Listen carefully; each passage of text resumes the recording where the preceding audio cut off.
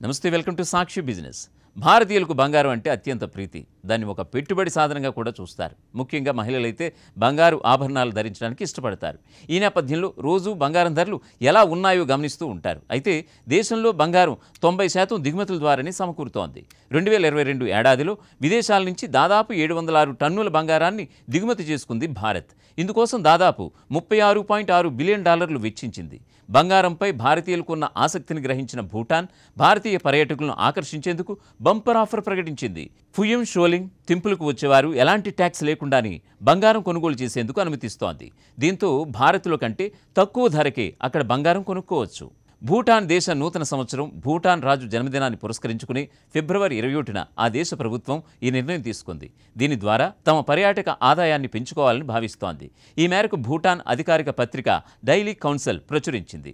భారత్తో పోలిస్తే ధరలు కాస్త తక్కువగా ఉండడంతో ప్రస్తుతం చాలామంది భారతీయులు దుబాయ్ వెళ్లి బంగారం కొంటున్నారు.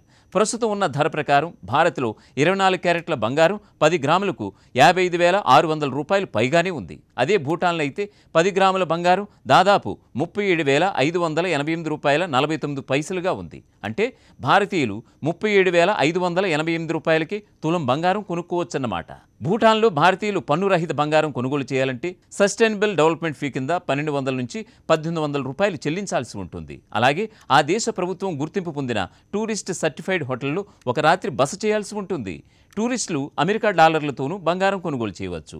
ఈ ఎస్డిఎఫ్ టూరిజం ట్యాక్స్ను 2022లోనే భూటాన్ ప్రభుత్వం అమల్లోకి తీసుకొచ్చింది. దీని ప్రకారం భారతీయులు ఒక వ్యక్తి ఒక రోజుకు $1,200 నుంచి $1,800 చెల్లించాలి. ఇతర దేశస్తులైతే $65 నుంచి $200 వరకు చెల్లించాలి. ఈ ఎస్డిఎఫ్ ట్యాక్స్ కట్టిన వారు మాత్రమే ఈ ట్యాక్స్ ఫ్రీ గోల్డ్ కొనేందుకు అర్హులు. ఈ బంగారాన్ని లగ్జరీ వస్తువులు విక్రయించే డ్యూటీ ఫ్రీ అవుట్లెట్స్లో కొనుగోలు చేయవచ్చు.